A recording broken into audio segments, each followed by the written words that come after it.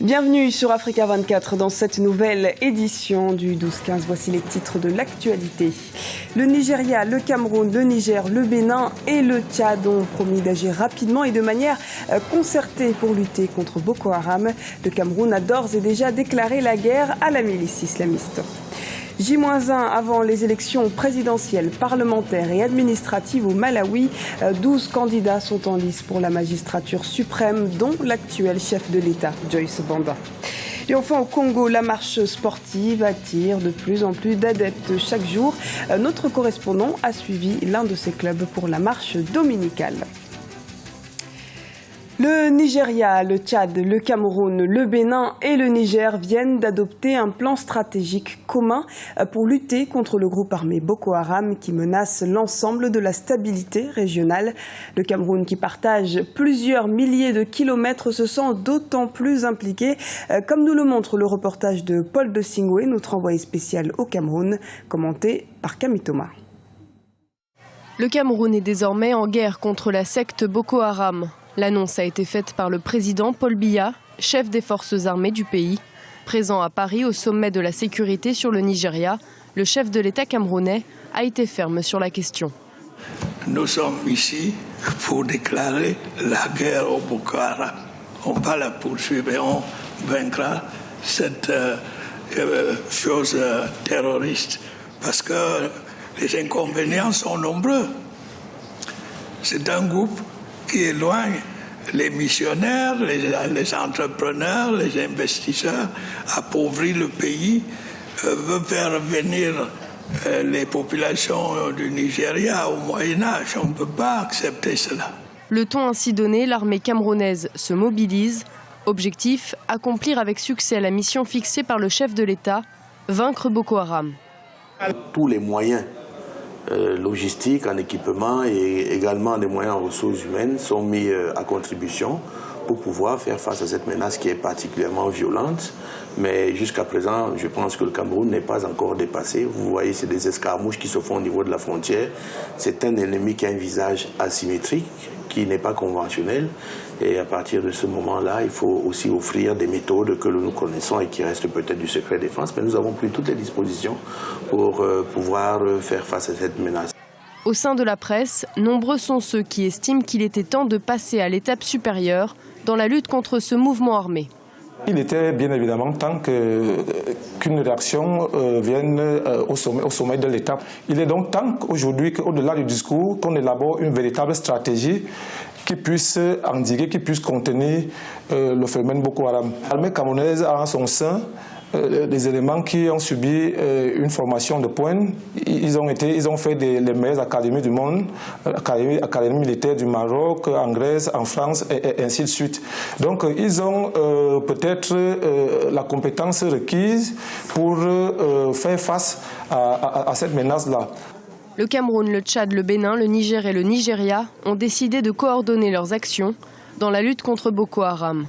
Au Cameroun, cette mesure apparaît comme un facteur déterminant dans la réussite de cette mission.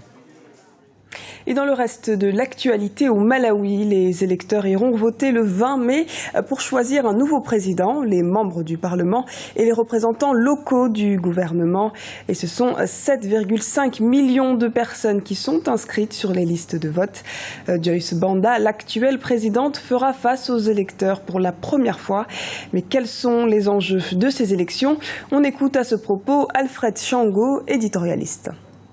Il y a un enjeu beaucoup plus important qui est celui du développement économique, de la transparence de la gestion publique au Malawi. Quand on sait justement les reproches de malversation, de corruption qui ont frappé le détournement de l'argent des donateurs extérieurs, donc au Malawi, et la suspension justement de cette aide-là. Comment protéger l'environnement de manière efficace? Les ingénieurs du Centre de valorisation des déchets en énergie renouvelable et en agriculture de l'université Abomey-Calavi au Bénin tentent d'y répondre, comme nous le montre le reportage de Chérel Yowa Tawema, notre correspondante au Bénin. 16 ingénieurs béninois du Centre de valorisation des déchets ménagers de l'université d'Abomey-Calavi donnent une seconde vie aux sachets plastiques. Chaque jour, En moyenne, 2500 kg de déchets ménagers en tout genre sont déversés sur la décharge publique du campus. Ils procèdent donc au tri des déchets pour en extirper les sachets plastiques qu'ils transforment ensuite en pavés. Les déchets, une fois collectés sur le campus, on les amène sur l'état là. Et sur l'état, on les trie en les séparant. Chaque catégorie de déchets, on les met dans un panier. Les sachets sont mis à part, les papiers sont mis à part, les feuilles mortes à part. C'est toute une série c'est toute une séparation des déchets qui se fait à ce niveau. Suite à ce tri, les sachets sont nettoyés et passés au moule. 20% de sable fin entre dans la composition des pavés. Selon les ingénieurs, la production de pavés devrait permettre de lutter contre la prolifération des sachets plastiques, danger pour l'environnement. Nous avons remarqué que la production des sachets devient énorme.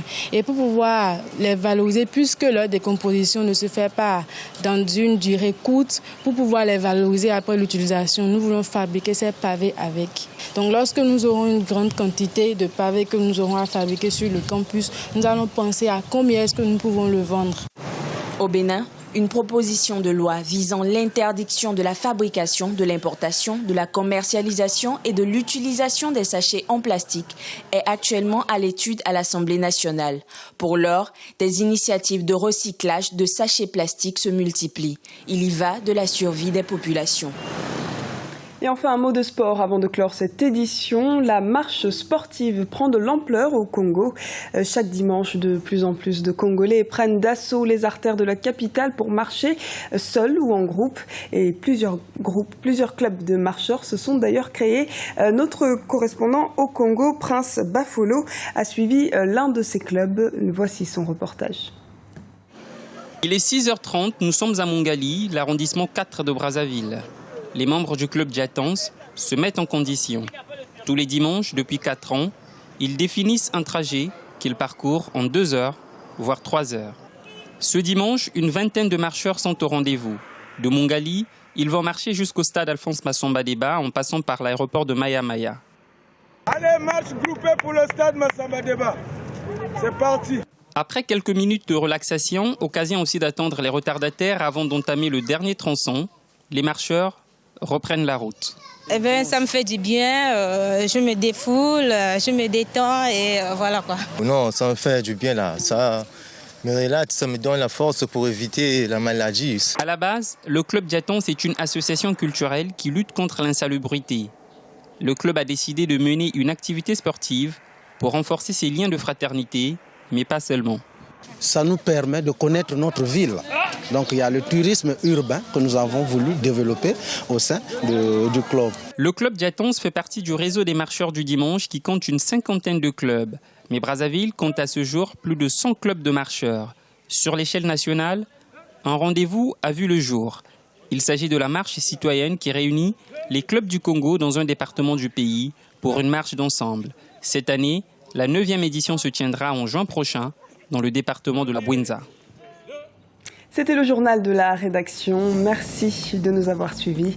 Retrouvez dans un instant une nouvelle édition du 12-15 sur Africa 24.